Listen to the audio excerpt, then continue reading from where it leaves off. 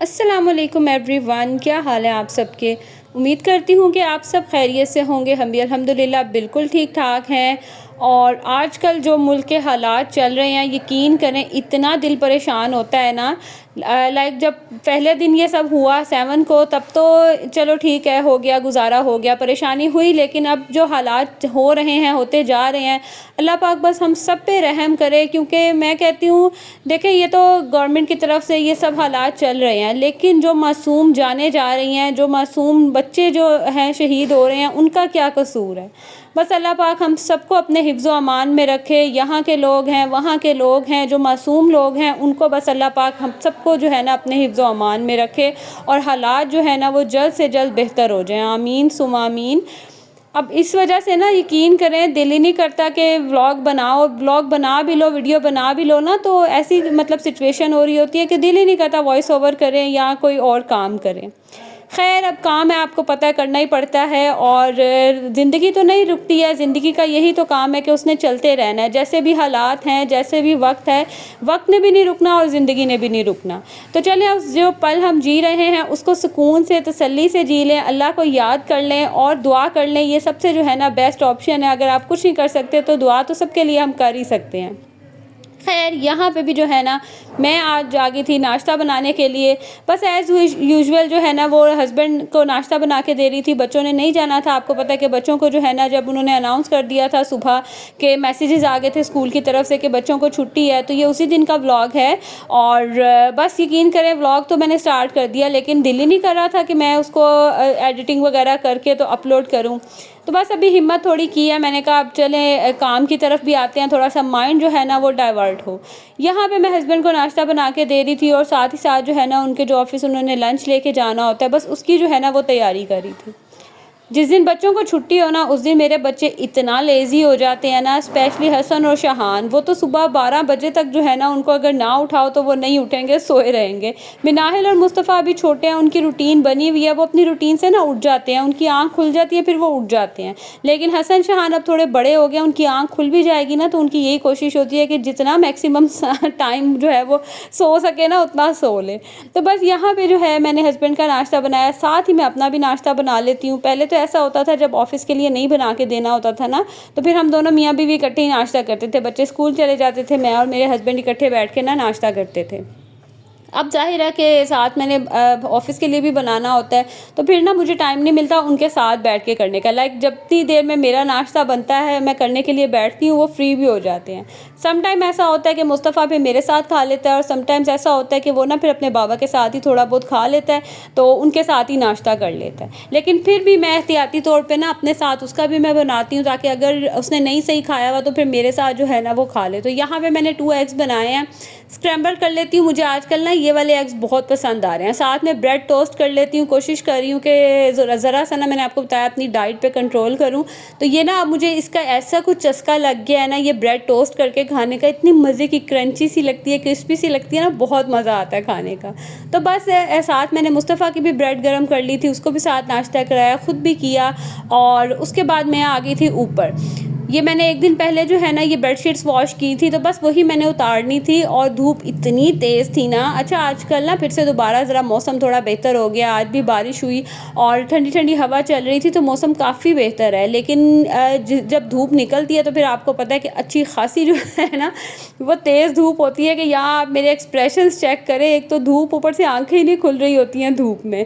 तो ये ना बेडशीट्स डले हुए भी 2 दिन ही होने वाले थे, तो मैंने कहा इनको मैं उतार लूँ। ये ना हो कि धूप में इन सब के कलर जो है ना वो ख़राब हो जाएं, क्योंकि गर्मियों की धूप में ना कपड़े बहुत जल्दी ख़राब हो जाते हैं। इतनी वो तेज़ होती है कि कपड़ों के कलर बड़ी जल्दी जो है ना वो फेंट होना शुरू हो जाते हैं।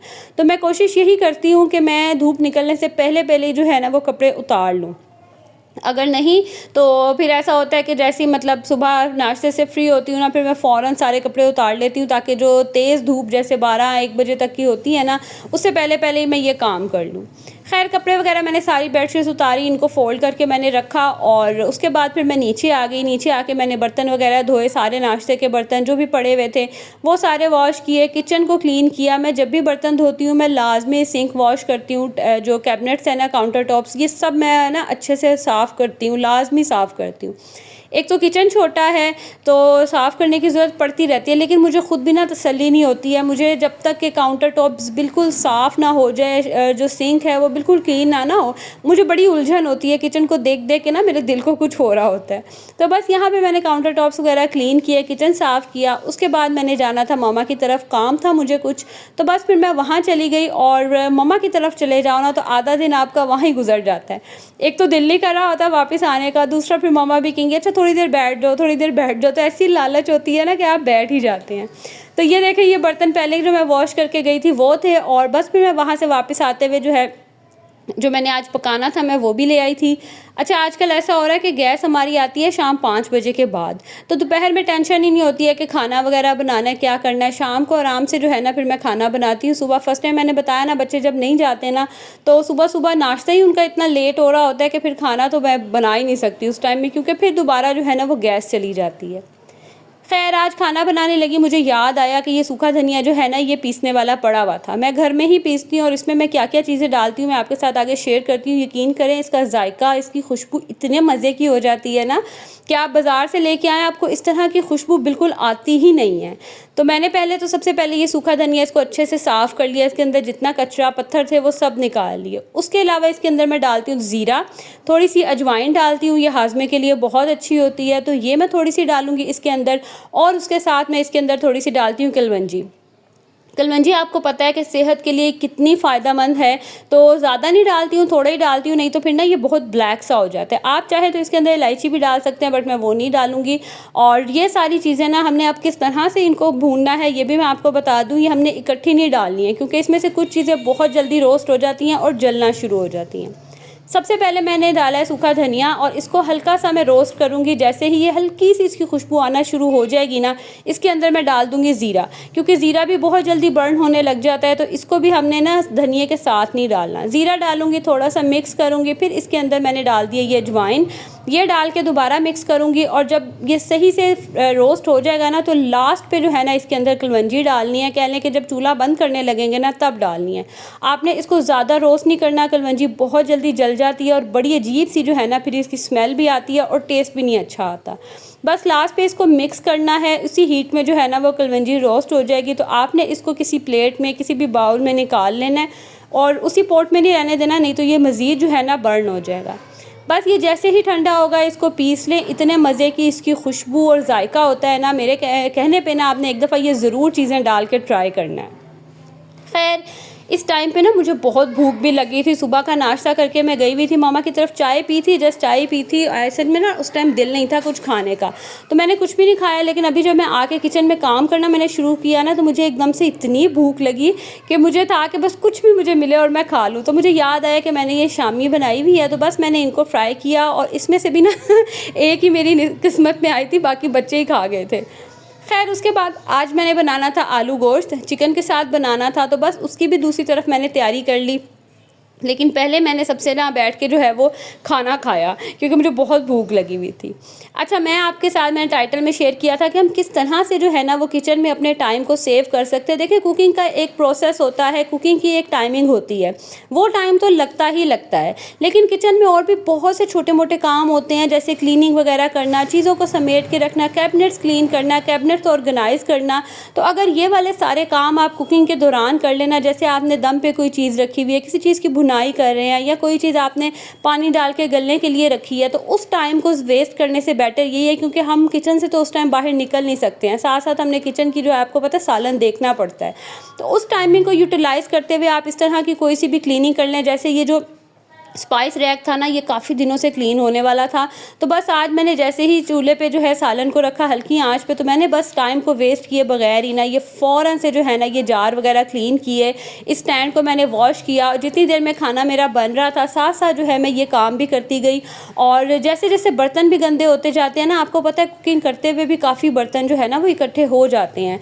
तो मैं क्या करती हूँ कि जैसे जैसे कुकिंग करती जाती हूँ ना, मैं जितना मुझे बीच में टाइम मिलता जाता है मैं ये बर्तन भी धोती जाती हूँ, ताकि जब मैं किचन से बाहर निकलूँ ना तो मेरा किचन एटलीस्ट बिल्कुल क्लीन हो, और दोबारा जब मैं रोटियां वगैरह बनाने जाऊँ या कोई और काम करने जाऊँ ना, तो मुझे दोबारा से आगे से ना एक अजीब सा मैस ना नज़र आए। क्योंकि किचन में मैस देख के ना यकीन करें मुझे समझ ही नहीं आती है कि मैंने काम कैसे करना है, और मेरे ख्याल से हर हाउसवाइफ का ना यही हाल होता है।